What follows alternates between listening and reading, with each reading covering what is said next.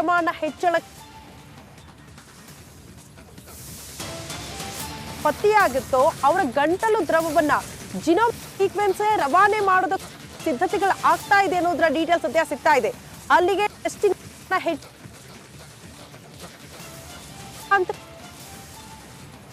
ಸಿದ್ಧತೆಗಳು ಆಗ್ತಾ ಇದೆ ಅನ್ನೋದ್ರ ಡೀಟೇಲ್ಸ್ ಸಿಗ್ತಾ ಇದೆ. ರಾಜ್ಯದಲ್ಲಿ JN1 ಪತ್ತೆ ಆತಂಕ ಹೆಚ್ಚಾಗ್ತಾ ಇದೆ. ಕರೋನಾ ಟೆಸ್ಟ್ಗಳನ್ನು ಮತ್ತಷ್ಟು ಹೆಚ್ಚಳಕ್ಕೆ ಪ್ಲಾನ್ ಮಾಡಿಕೊಳ್ಳಲಾಗ್ತಾ ಇದೆ. ಹೆಚ್ಚಿನ ಸಂಖ್ಯೆಯಲ್ಲಿ ಜಿನೋಮಿಕ್ ಸೀಕ್ವೆನ್ಸಿಂಗ್ ಟೆಸ್ಟ್ಗೆ ತಯಾರಿಯನ್ನು ಮಾಡಿಕೊಳ್ಳಲಾಗ್ತಾ ಇದೆ. NIV ಪುಣೆ ಲ್ಯಾಬ್ನಿಂದ ಜಿನೋಮಿಕ್ ಸೀಕ್ವೆನ್ಸಿಂಗ್ ವರದಿ ವಿಳಂಬವಾಗ್ತಾ ಇದೆ. JN1 ಉಪತಳಿ ಬಗ್ಗೆ ತಿಳಿಯೋದಕ್ಕೆ ಬೆಂಗಳೂರಿನಲ್ಲೇ ಲ್ಯಾಬ್ಗೆ ತಯಾರಿಯನ್ನು ಮಾಡಿಕೊಳ್ಳಲಾಗಿದೆ. ವಿಕ್ಟೋರಿಯಾದಲ್ಲಿ ಜಿನೋಮಿಕ್ ಸೀಕ್ವೆನ್ಸಿಂಗ್ ಲ್ಯಾಬ್ ತೆರೆಯೋದಕ್ಕೆ ಚಿಂತನೆಯನ್ನು ನಡೆಸಲಾಗಿದೆ. ಅದರಲ್ಲಿ 96 ಸ್ಯಾಂಪಲ್ಗಳು ಬಂದರೆ ಮಾತ್ರ ಲ್ಯಾಬನ್ನು ಮಾಡೋದಕ್ಕೆ ತಯಾರಿಯನ್ನು ಮಾಡಿಕೊಳ್ಳಲಾಗ್ತಾ ಇದೆಯಂತೆ.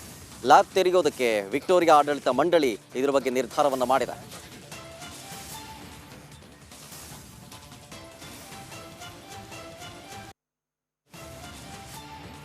ಇನ್ನು ಇದ್ರ ಬಗ್ಗೆ ಹೆಚ್ಚಿನ ಡೀಟೇಲ್ಸ್ ಕೊಡ್ತಾರೆ ನಮ್ಮ ಪ್ರತಿನಿಧಿ ದೀಪ್ತಿ ತೋಳ್ಪಾಡಿ ನಮ್ಮ ಜೊತೆಗೆ ನೇರ ಸಂಪರ್ಕದಲ್ಲಿ. ದೀಪ್ತಿ, ಕೇರಳದಲ್ಲಿ ಶುರುವಾದಂತಹ ಈ ಕರೋನಾ ರೂಪಾಂತರಿಯ ತಳಿ JN1 ವೈರಸ್ನ ಆತಂಕ ಕರ್ನಾಟಕಕ್ಕೂ ತಡ್ತಾ ಇದೆ.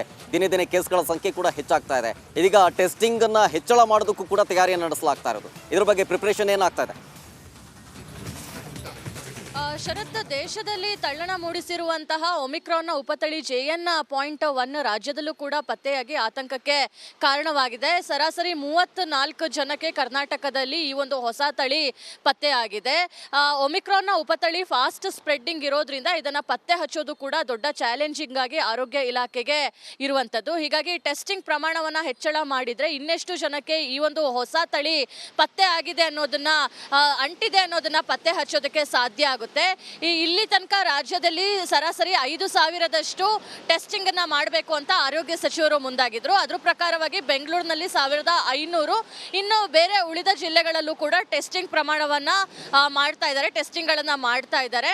ಜೊತೆಗೆ ಇವತ್ತು ಅಂದ್ರೆ ಈ ಒಂದು 5,000 ಸಾಕಾಗುತ್ತಾ ಅಥವಾ 5,000ಕ್ಕಿಂತ ಹೆಚ್ಚು ಟೆಸ್ಟ್ ಗಳನ್ನ ಮಾಡಬೇಕಾಗುತ್ತಾ ಅನ್ನೋದ್ರ ಬಗ್ಗೆ ಟ್ಯಾಕ್ ಕಮಿಟಿಯಲ್ಲಿರುವಂತಹ ಸದಸ್ಯರ ತಜ್ಞರ ಅಭಿಪ್ರಾಯವನ್ನ ಪಡೆಯೋದಕ್ಕೂ ಕೂಡ ಆರೋಗ್ಯ ಸಚಿವರು ಹಾಗೆ ಆರೋಗ್ಯ ಇಲಾಖೆ ಅಧಿಕಾರಿಗಳು ಮುಂದಾಗಿದ್ದಾರೆ.